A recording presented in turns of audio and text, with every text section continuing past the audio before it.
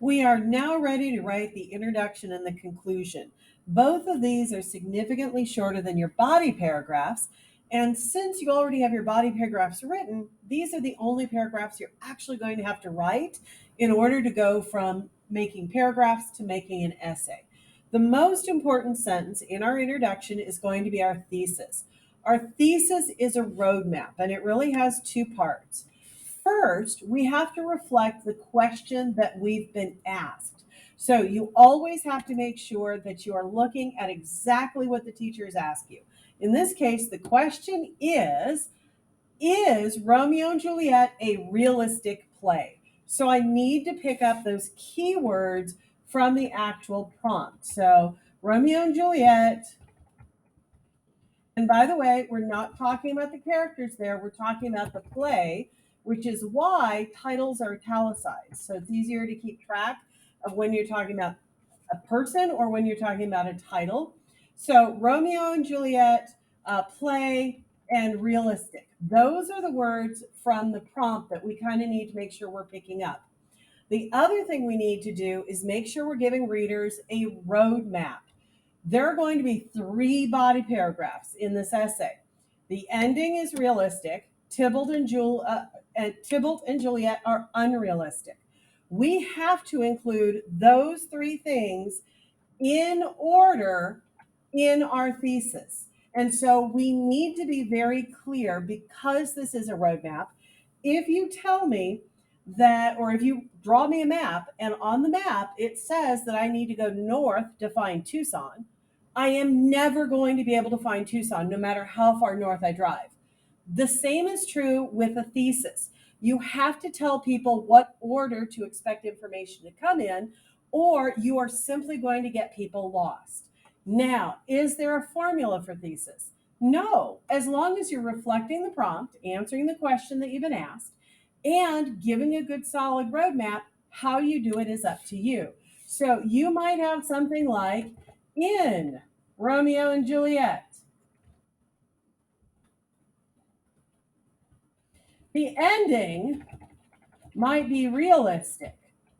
However, both Tybalt and Juliet are unrealistic. So I have Romeo and Juliet, I've got that idea of realistic, and I've got the things in order. I've got ending, Tybalt, Juliet. I could just as easily say something like the ending of, copy and paste, Romeo and Juliet is realistic, but Tybalt and Juliet are not. That is an equally valid thesis. The only thing that would get you in trouble is if you were to do something like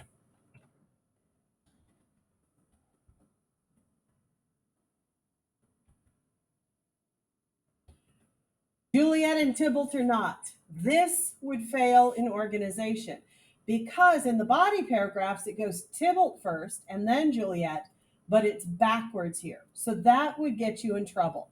So this would be a good solid thesis. Now, does the thesis come in the beginning or the end of the intro?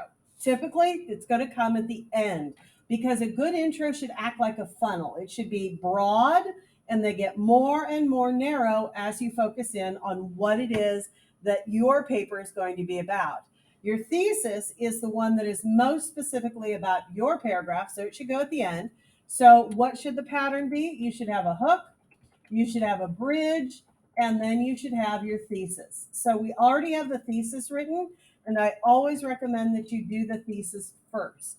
So that means we need a hook, something to grab people's attention.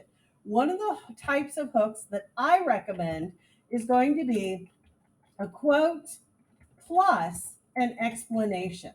A quote can mean a lot of different things, kind of like a poem can.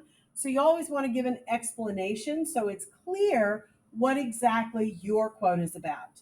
What you're going to do to find a quote, you're going to go to Google and you are going to search quote, and then you're going to pick a keyword from your prompt. So I could say something like quote Romeo and Juliet.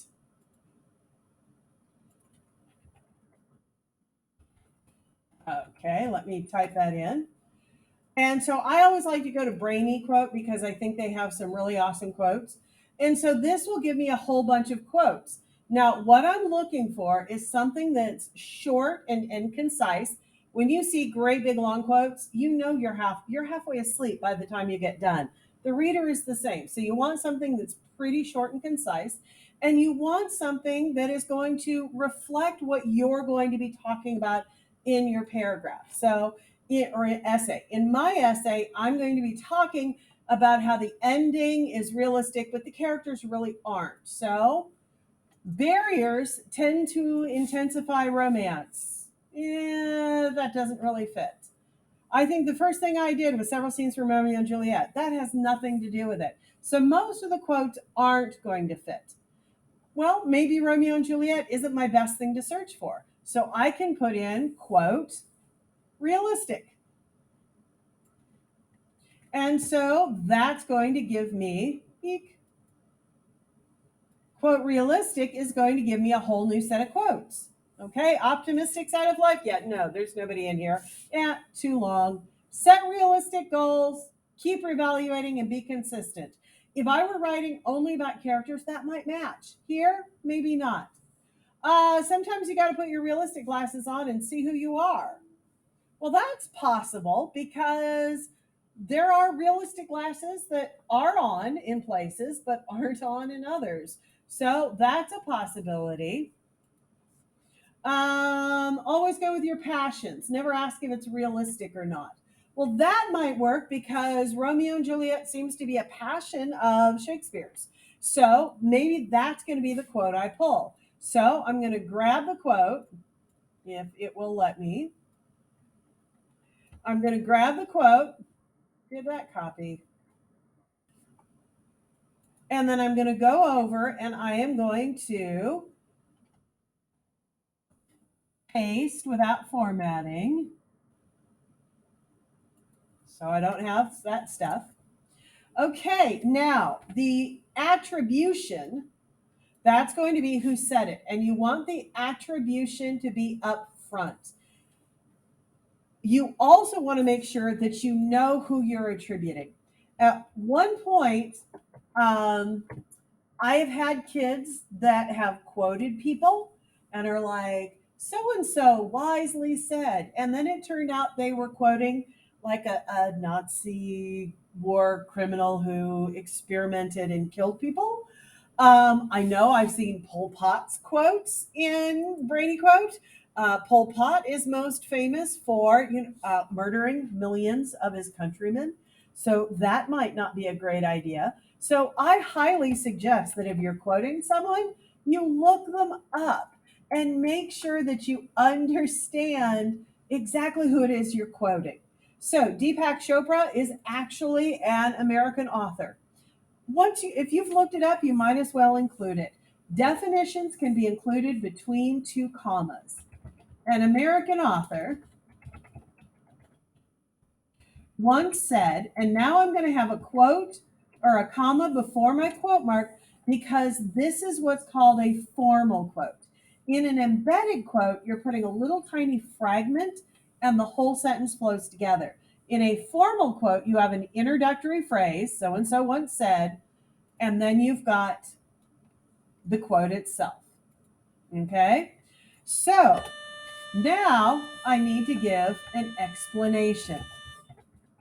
He means that passion is not always the same as being realistic.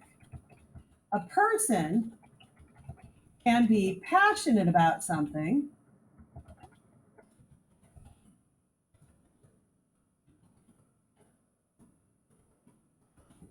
without that subject being true or even close to true. Okay? So that leaves me with a bridge. Bridges are actually pretty easy. You pick one or two words from the opening quote, okay? And then you pick one or two words from your thesis and you put them together into one sentence. And that's all it takes. So, as long as you've got some words from the top, probably I'm going to pick up on passions, and as words from the bottom, that will function as a transition to connect those two people together or those two subjects together. I'm sorry when a student just walked in and kind of interrupted me, but she just stepped back out. So here's how it goes, and it doesn't matter what order the words are in. Shakespeare was passionate